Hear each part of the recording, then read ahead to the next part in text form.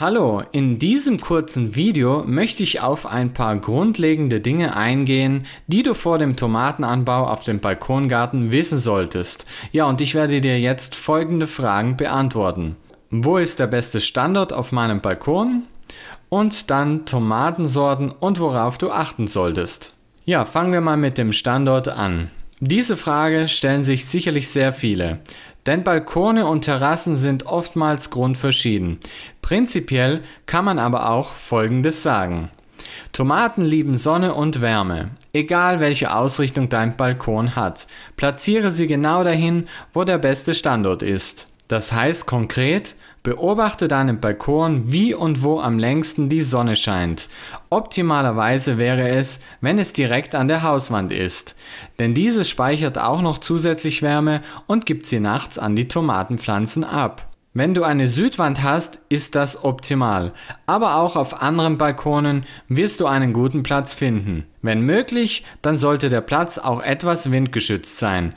Nicht windstill, sondern halt sturmfest wäre gut. Weil wenn deine Tomatenpflanze mal umkippen sollten, kann die ganze Arbeit umsonst gewesen sein.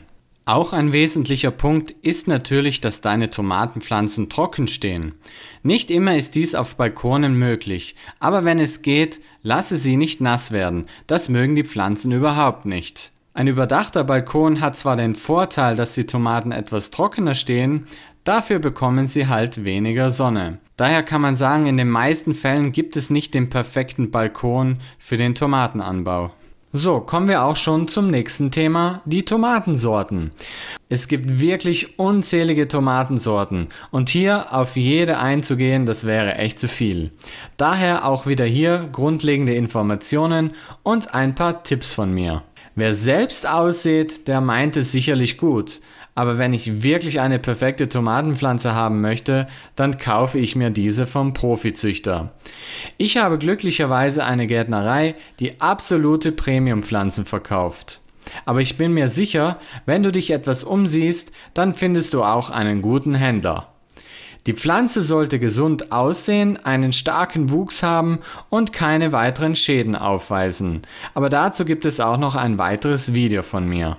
Ich selbst bevorzuge veredelte Tomatensorten. Das heißt, hier wird auf einer anderen Pflanze eine Tomatenpflanze draufgesetzt und damit ist sie viel robuster im Wachstum. Diese Pflanzen kosten zwar etwas mehr, meistens fast das Dreifache, aber sie beschenken dich dann auch mit einer größeren Ernte und sind weniger anfällig gegen Krankheiten. Dann komme ich noch kurz zum Thema Tomatensortenkategorien. Du kennst ja sicherlich Cocktailtomaten, oder?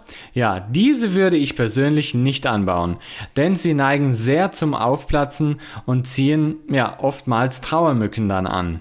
Besser ist es, wenn du kleine schmackhafte Tomaten haben möchtest, nimm die Variante der Datteltomaten, auch Datterino im Italienischen genannt. Diese sind auch klein, aber wesentlich kompakter. Dann kennst du sicherlich auch noch Ochsenherztomaten, oder?